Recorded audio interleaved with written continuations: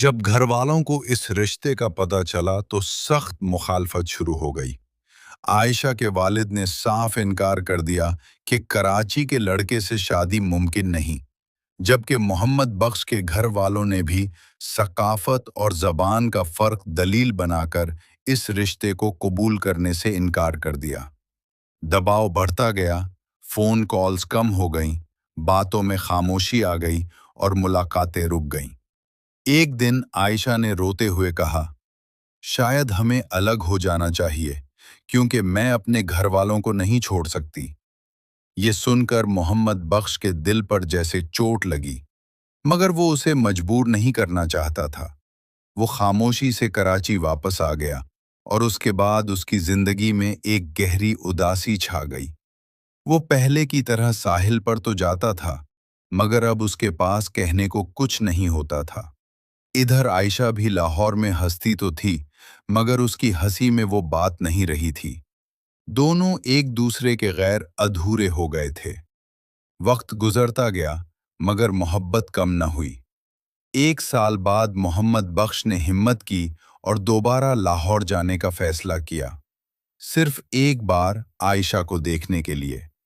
वो उसी जगह गया जहां वो पहली बार मिले थे, और वहां खड़े होकर पुरानी यादों में खो गया। मगर अचानक उसे एक जानी पहचानी आवाज सुनाई दी, आप फिर देर से आए हैं। उसने मुड़कर देखा तो आयशा उसके सामने खड़ी थी। उसकी आंखों में आंसू थे, मगर चेहरे पर वही प्यारी मुस्कुराहट थी। मोहम्मद बख्श हैरान रह गया।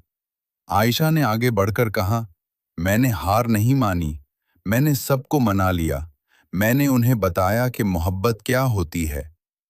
ये सुनकर मोहम्मद बख्श की आंखों में खुशी के आंसू आ गए। वो लम्हा उनकी जिंदगी का सबसे खूबसूरत लम्हा था। कुछ महीनों बाद उनकी शादी तय हो गई। शादी के दिन लाहौर रोशनियों से जगमगा रहा था।